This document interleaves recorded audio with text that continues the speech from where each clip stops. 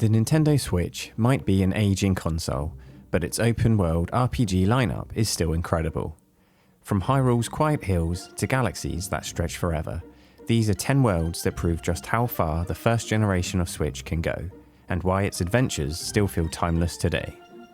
The original Switch has seen an impressive range of open-world RPGs, covering everything from desolate frontiers to entire procedurally generated galaxies. These are worlds built to be explored at your own pace, shaped by progression systems that grow alongside your playstyle. So grab a brew, relax, and let's dive into my 10 favourite open-world role-playing games on the OG Switch.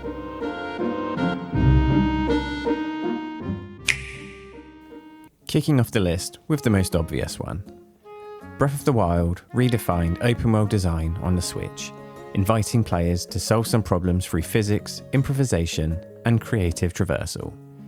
Tears of the Kingdom expanded on that foundation with deeper crafting systems, underground exploration, and an even stronger sense of verticality.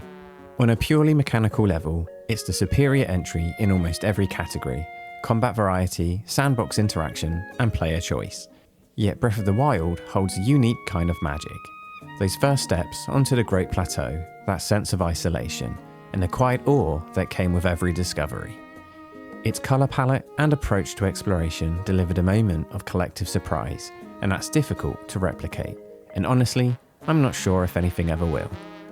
It's strange to admit, but that game arrived at such a pivotal time in my life, it genuinely brought me back to gaming, and of course, introduced me to the Switch itself. My biggest issue with both of the titles is that as incredible as they are, the world can feel sparse at times, with fewer NPCs and lively hubs compared to other open-world RPGs. Even so, the experimentation, environmental puzzles, and sheer sense of discovery make them unforgettable. I do genuinely believe that both of these games are among the greatest games ever made, objectively and subjectively. Still, it leaves me wondering, where does the series go from here? Hopefully, we find out soon. While Zelda's open world emphasises systemic freedom, Xenoblade Chronicles 3 leans into an ambitious scale and layered storytelling built across massive landscapes. This game represents the pinnacle of the series' open-world design on the Switch, building on the expansive environments and deep combat systems of the first two entries.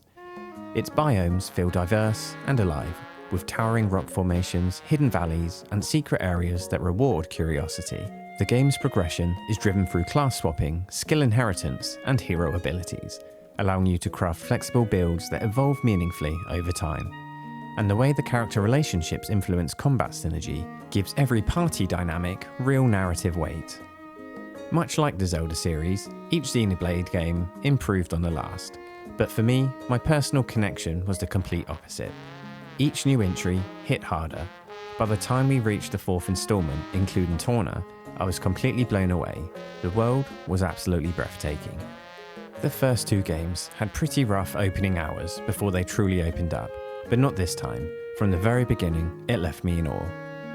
It refines quest pacing, combat fluidity, and storytelling into a cohesive masterpiece, and honestly, I'm still stunned that it runs on the original Switch. I can only hope that the lack of a Switch 2 update means that they're working on a sequel built specifically for this hardware. But maybe that's just me being hopeful. Now, for something darker, more grounded, and grittier. The Witcher 3 shifts towards complex narrative choices and morally messy quests. Geralt arrived on the Switch fairly early in the system's life, and at first, those muddied visuals and cut corners honestly put me off. I'd already played it on the PC and seen it at its best, sharp, detailed, and atmospheric. But over time, I grew to love it on the Switch. It's not faultless, but it's impressive. You still get the full adventure and sense of scale. It's not the best way to play it, no, but it's bloody fun and completely immersive. CD Projekt's art direction survives the downscaling remarkably well. Textures and draw distance are softer, sure. Yet it still delivers a dense medieval rich world with emotional storytelling and heavy choices that cut deep into human nature. The heart of the experience remains completely intact. Layered characters, moral ambiguity, and monster contracts that feel as personal as they are dangerous.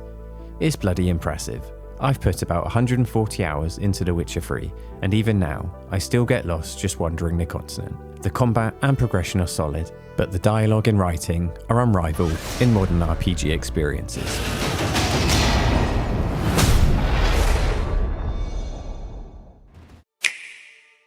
Moving on to a more open-ended fantasy sandbox, Skyrim offers enormous flexibility in how you build your character and approach the world.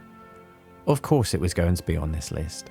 I still can't believe Skyrim was released almost 15 years ago now.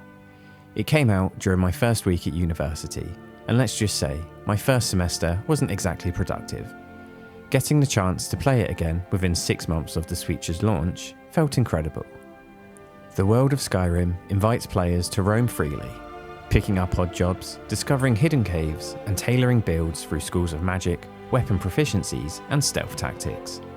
The progression feels organic, tied directly to how abilities are used during combat and exploration. The Switch version even adds motion-based archery and swordplay via the gyro, which surprisingly enhances immersion. Visually, the art direction still holds up. Yes, the textures have been peeled back, but the core remains brilliant. I don't care how many memes exist about the Skyrim ports, I'll take another any day. Its biggest flaw lies in its aging AI and repetitive quest patterns that really dilute the narrative drive, but honestly, I couldn't care less. The sense of adventure, the unpredictable encounters, and the sheer variety of builds still bring me joy to this day. It was the first game that gave me that feeling of true freedom and discovery since Morrowind, and I'm here for it.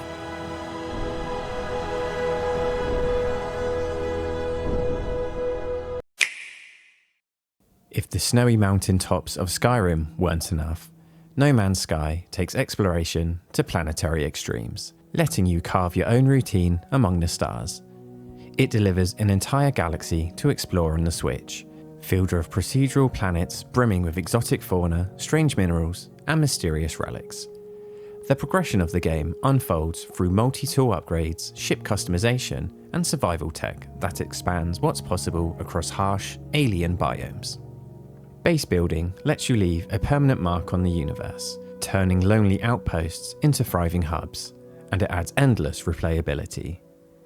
The optimization for the Switch, and now the Switch 2, is nothing short of miraculous.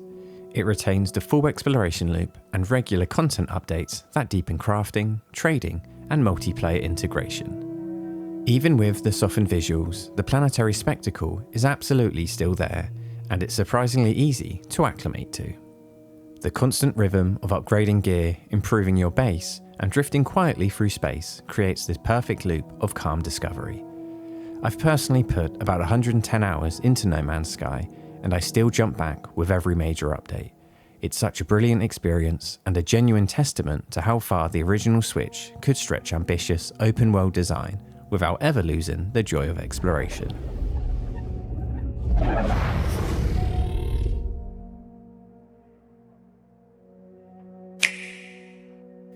Next up is something with a slower pace and heavier atmosphere. Red Dead Redemption trades sci-fi ambition for dusty frontier tension. It brings rock-solid world-building and atmosphere to the Switch, delivering a frontier filled with dusty towns, roaming wildlife, and those small, moral decisions that quietly shape the tone of the story. The game's progression focuses on weapon upgrades, horse bonding, and incremental skill improvements that steadily empower players as they ride across the plains. The Switch port runs beautifully, locked at stable 30 frames per second with smooth pacing at native resolution that really highlights the game's gritty, moody aesthetic. The world can feel sparse at times, especially when travelling long distances between settlements, but honestly, it should. That emptiness enhances the isolation and melancholy at the heart of its Western setting. This is one of those games I just sink into, appreciating the cinematic storytelling, the classic gunslinger charm, and the organic encounters with thieves, hunters, and travellers. It all blends together in an incredible journey, a snapshot of a fading era, realised with detail, tension, and a tone that few open-world titles ever come close to replicating, and I can't wait for Red Dead Redemption 2 to find its way onto the Switch. This next one is probably a little controversial, But Assassin's Creed: The Rebel Collection shifts focus to bustling ports and full-blown naval combat on the Caribbean waters. This collection bundles Black Flag and Rogue, offering a mix of ship exploration and rooftop parkour across vibrant historical backdrops. People have been longing for a truly great pirate RPG for years, and it's almost like everyone forgets how excellent Black Flag really was, and that's where my focus lies. The world here feels permanently alive, with treasure hunts, sea battles, and clashes against rival factions. The gyro controls and handheld play breathe new life into shipboarding and rooftop chasing. The Caribbean's bright waters and bustling ports still look fantastic, even with trim textures and shadows for a smoother performance. This was my first real experience with a pirate-based RPG, and it was everything I hoped for. Sailing across open waters, customizing your ship, weaving between stealth, combat, and exploration. It all comes together beautifully. There's naval warfare, historical intrigue, and a genuine sense of freedom that makes this collection one of the most content-rich, open-world experiences on the Switch, with well over 40 hours of adventure spanning both land and sea.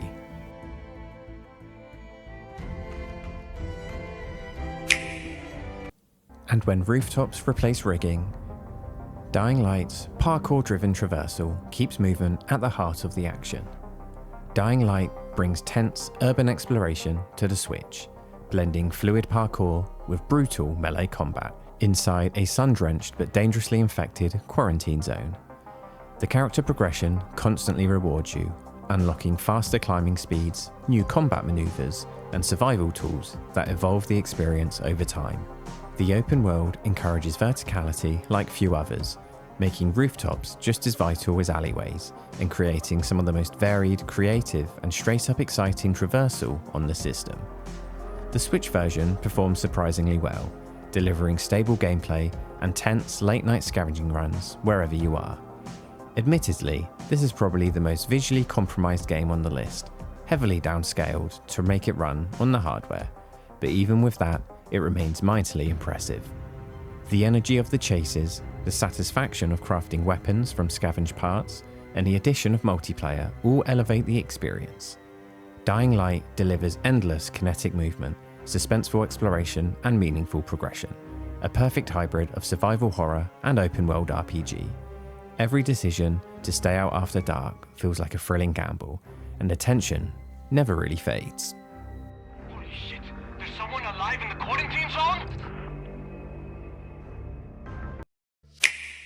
From climbing skyscrapers to finding danger below, Subnautica's underwater biomes, both soothing and deeply unsettling, are the heart of a truly incredible game. Subnautica offers a rare underwater twist on the open world formula, combining resource gathering, vehicle crafting, and base construction beneath alien waves. The progression comes from researching new materials, improving oxygen systems, and unlocking submersibles that let you venture deeper into increasingly hostile biomes.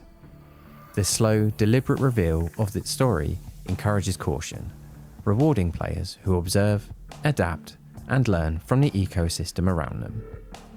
The Switch version captures the haunting sense of depth and colour beautifully, though you'll notice occasional texture pop-in during faster swims or when larger structures load in. The main issue I encountered with these games was the repetition in resource gathering.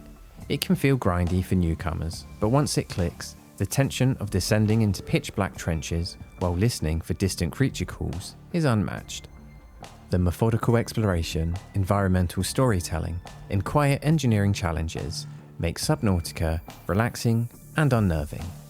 A perfect reminder that open worlds don't always need vast continents. Sometimes they can stretch downward into mysterious, endless darkness. And finally, Green Hell trades alien oceans for a grounded, punishing rainforest, an open world where survival knowledge matters just as much as equipment. This one might be unexpected, maybe even a little controversial, but I love this game. It was actually the first title I ever downloaded from the eShop, mostly because it's often on sale for an absolute bargain. Green Hell drops you into a brutally realistic tropical rainforest, leaning heavily on survival mechanics and detailed injury systems. The progression in this game comes from unlocking new crafting options, building better shelters, and developing tools that make each expedition just a little more manageable. The world feels oppressive, in the best way. Dense foliage hides both predators and valuable resources, creating constant tension and that lingering sense of impending doom. The Switch version keeps the core gameplay intact, and every bit of progress feels earned. Visually though, it takes a noticeable hit. Lower resolution textures and softer shadows dull some sense of atmosphere. The performance is solid and stable, but the intensity isn't quite as sharp as on other platforms. I absolutely adored its steep learning curve, though I know it can frustrate newcomers unfamiliar with realistic survival systems.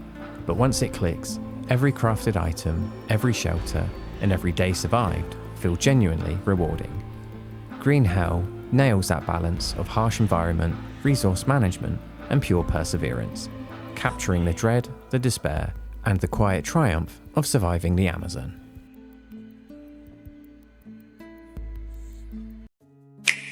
And there you have it. My favourite 10 games that showcase how versatile open world design can be on the Nintendo Switch. From handcrafted adventures to procedural galaxies and harsh survival landscapes. We're all familiar with the shortcomings of the Switch, but these games are all still incredible open world experiences, and I bloody love playing every single one of them regardless of their respective issues.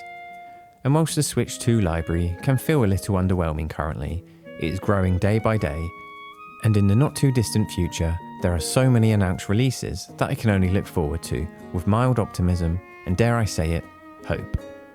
With that said, let me know what you would have changed. There are no right or wrong answers, it's all personal opinion. But until next time, thanks for watching, stay cozy, I'll see you around.